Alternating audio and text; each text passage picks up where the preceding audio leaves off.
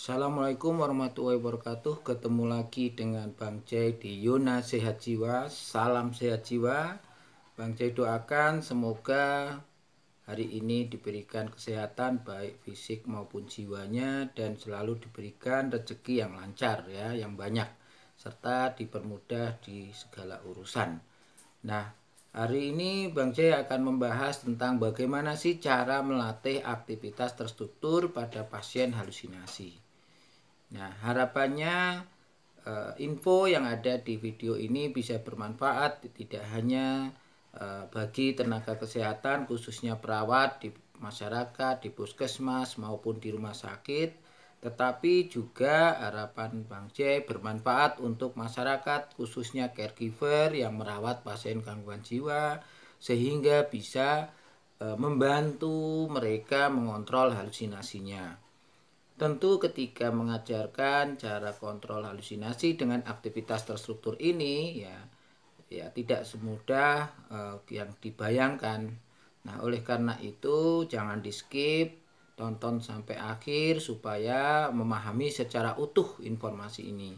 Dan jika Anda suka, silahkan like, tinggalkan komentar yang positif, yang membangun ya, tulis di kolom komentar, dan subscribe serta aktifkan loncengnya ya. Nah, pada kesempatan kali ini beberapa hal akan saya coba jelaskan, khususnya terkait dengan bagaimana sih langkah-langkah mengajarkan aktivitas terstruktur. Yang di video lain nanti juga akan coba saya tunjukkan bagaimana mempraktekkan berinteraksi dengan pasien untuk mengajarkan aktivitas terstruktur. Nah, nanti akan dijelaskan juga apa sih pengertian aktivitas terstruktur. Kenapa harus latihan aktivitas terstruktur?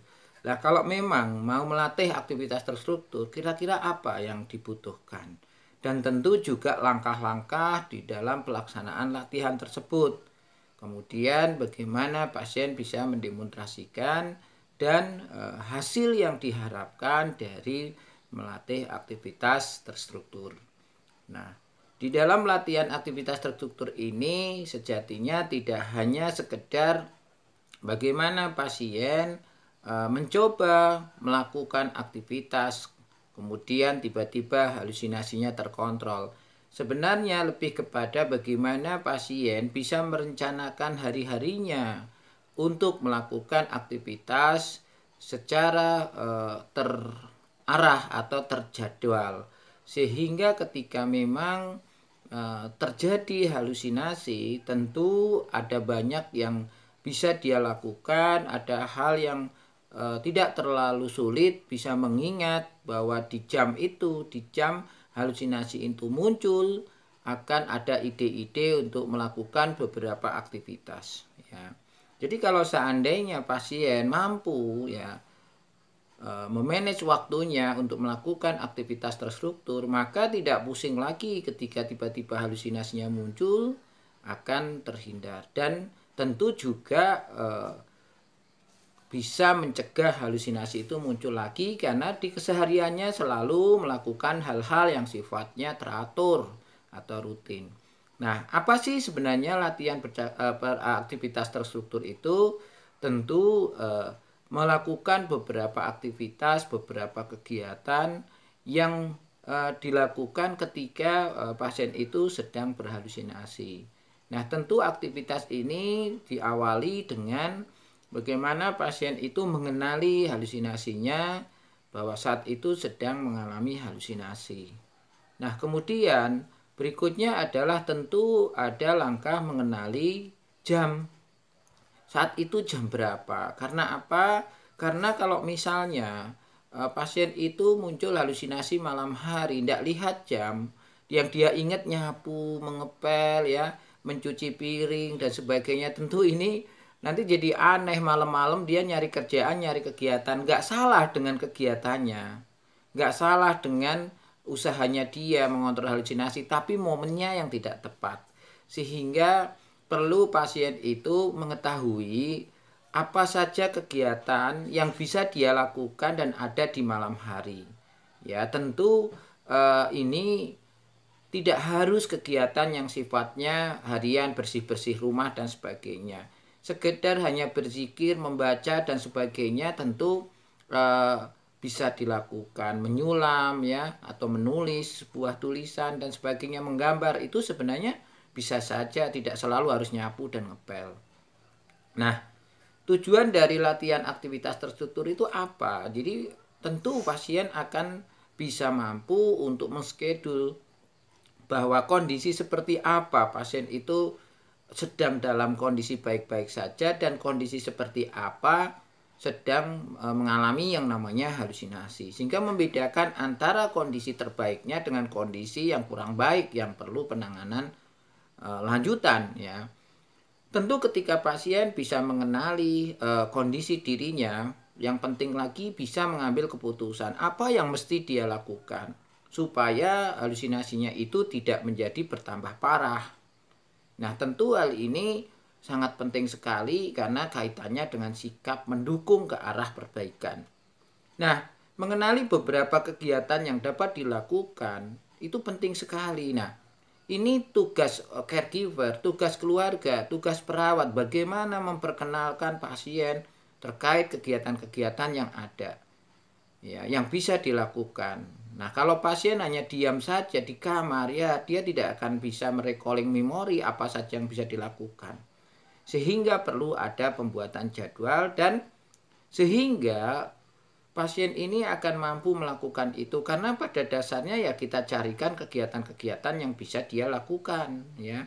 Nah, kemudian bagaimana pasien ini nantinya bisa mengidentifikasi, mengenali bahwa apakah dia sudah jauh lebih baik setelah melakukan beberapa aktivitas atau kegiatan.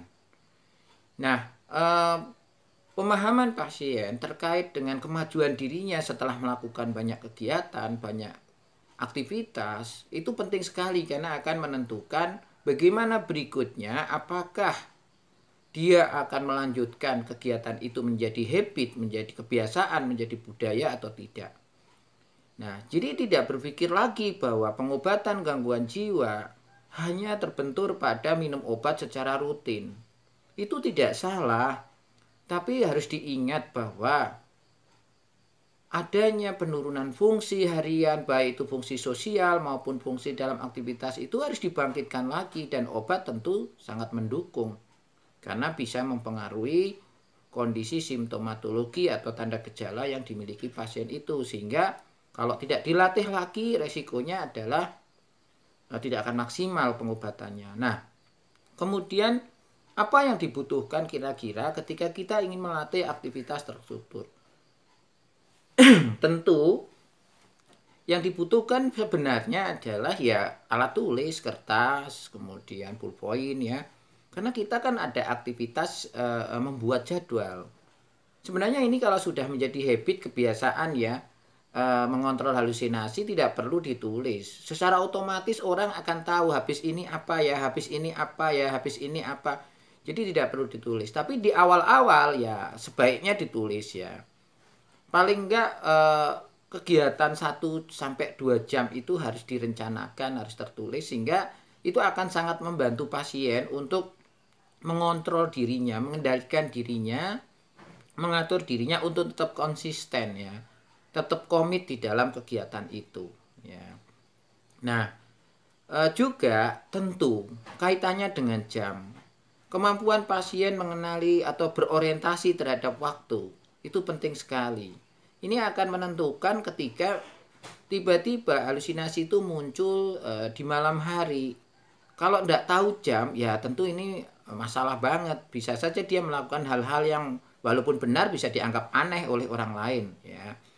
Kemudian tadi kertas dan ballpoint untuk membuat jadwal dan beberapa alat kegiatan, karena pada akhirnya setelah terschedule dengan baik dia akan mencoba untuk melakukan ya, melakukan kegiatan-kegiatan yang sudah direncanakan ya. Jadi ada kelanjutannya seperti itu. Nah, tentu komitmen pasien juga sangat tinggi. Jadi dia tahu persis apa yang diharapkan dari kegiatan tersebut ya.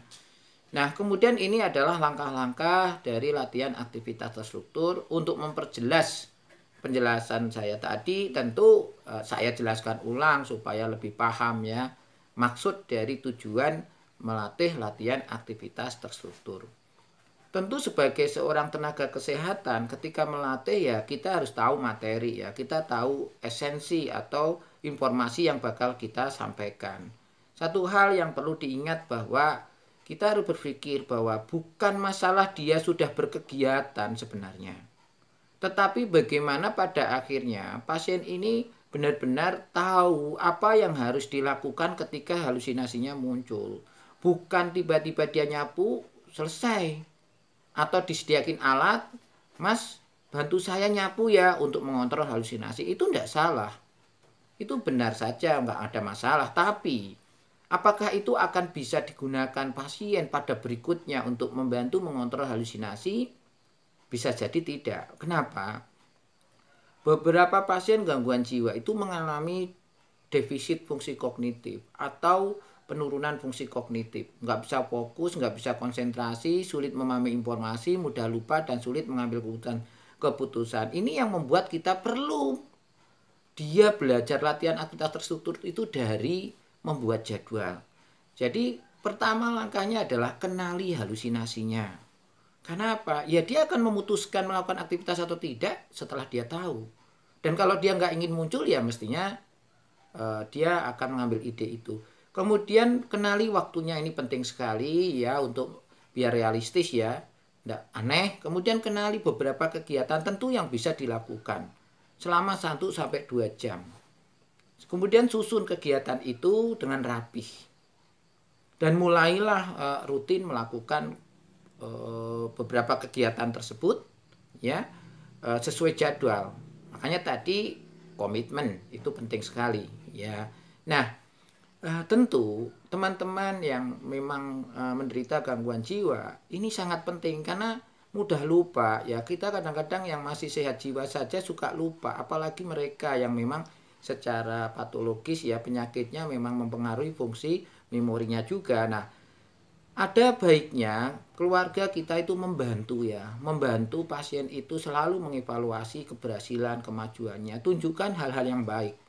Kalaupun ada yang kurang ya sebutkan, jelaskan kenapa itu bisa terjadi. Ya. Nah, kemudian tentu kita juga penting menjelaskan ke pasien itu bahwa jika itu dilakukan dengan baik, latihan aktivitas terstruktur, apa sih manfaat yang didapat? Jangka pendeknya apa, jangka panjangnya apa? Tentu sebenarnya tidak hanya sekedar kita nggak jenuh ya, biar kita nggak boring ya, atau waktu itu tidak berjalan panjang, tapi sebenarnya dengan beraktivitas ini kita juga melatih pola mindset kita di dalam mengatur kehidupan kita. Mulai dari apa? Segala sesuatunya harus direncanakan dengan baik.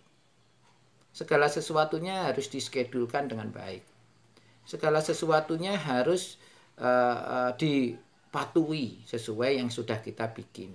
Sehingga ketika itu terbentuk, maka akan membentuk sebuah pemahaman bahwa saya butuh itu dan saya harus komit supaya halusinasinya tidak muncul lagi. Ya.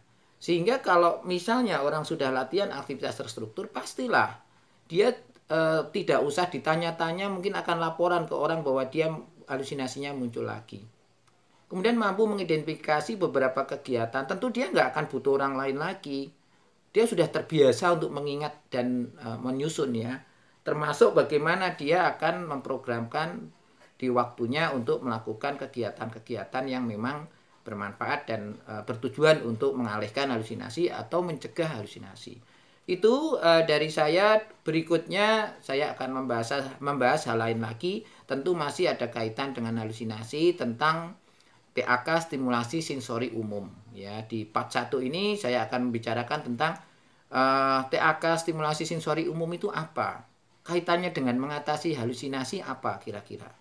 Kemudian tujuan melakukan TAK stimulasi sensori umum itu apa? Ya, karena seringkali ini tidak sampai dilakukan. Jadi tidak tuntas seperti itu asuhannya. Kemudian jenis TAK stimulasi sensori umum, apa sih jenisnya? Ya. Terus arahnya kemana? Kalau dikaitkan dengan halusinasi. Kemudian sarana atau alat yang dibutuhkan ketika TAK stimulasi sensori umum ini apa? Ya.